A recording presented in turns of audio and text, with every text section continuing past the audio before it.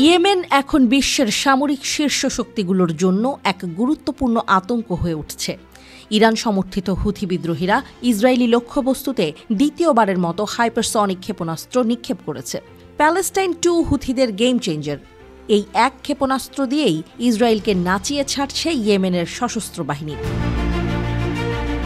ইয়েমেনের সশস্ত্র বাহিনীর মুখপাত্র ব্রিগেডিয়ার জেনারেল ইয়াহিয়া সারি ঘোষণা করেছেন, তেল আবিবে একটি সামরিক লক্ষ্যবস্তুতে একটি প্যালেস্টাইন 2 হাইপারসনিক ক্ষেপণাস্ত্র আঘাত হেনেছে। হুথি বিদ্রোহীরা এই হামলাকে তাদের ইসরায়েল বিরোধী অভিযানের পঞ্চম পর্ব হিসেবে উল্লেখ করছে। ইয়েমেনের সশস্ত্র বাহিনী জানিয়েছে যে তারা তাদের অভিযান চালিয়ে যাবে। ইসরায়েলি শত্রুদের বিরুদ্ধে লড়াইয়ের এক নতুন অধ্যায় শুরু করেছে হুথি বিদ্রোহীরা। গত ৪৮ ঘণ্টায় ইয়েমেনি বাহিনীর 2টি আলাদা হামলা প্রমাণ করছে তাদের প্রতিরক্ষা এবং আক্রমণের কৌশল এখন শুধু ইয়েমেনের সীমান্তের মধ্যেই সীমাবদ্ধ নেই।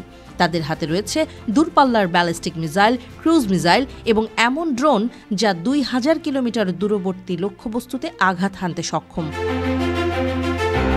গাজায় ইসরায়েলের আগ্রাসন এবং অবরোধের বিরুদ্ধে এক প্রকাশ্য প্রতিবাদ হিসেবে হুথি নিজেদের অবস্থান জোরদার করেছে। হুথির হামলা মূলত ইসরায়েলের আকাশ প্রতিরক্ষা ব্যবস্থাকে চ্যালেঞ্জ করছে।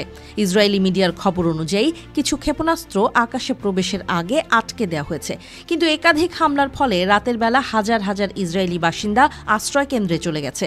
এই পরিস্থিতি ইসরায়েলের জন্য এক বড় সতর্কবার্তা।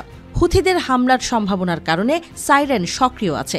এক সপ্তাহের মধ্যে পঞ্চমবারের মতো ক্ষেপণাস্ত্র হামলা চালানোর কারণে হাজার হাজার ইসরায়েলিকে আশ্রয়কেন্দ্রে পাঠানো হয়েছে। ইসরায়েলের আয়রন ডোমকে তোয়াক্কা করছে না হুথি। ইসরায়েল কি সত্যিই এই হামলাগুলি থামাতে পারবে?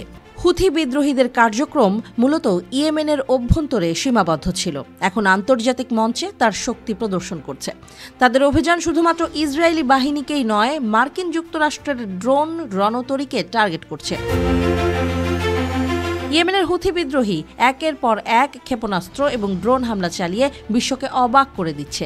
তাদের সামরিক শক্তি এখন ইসরায়েল এবং তার মিত্রদের জন্য এক নতুন দুশ্চিন্তা তৈরি করেছে। যেখানেই ইসরায়েলি বাহিনী পদক্ষেপ নেবে, হুথিরা প্রতিরোধ গড়ে তুলবে। এই পরিস্থিতি ইসরায়েলের জন্য ভবিষ্যতে আরও বড় প্রশ্ন সৃষ্টি করতে চলেছে।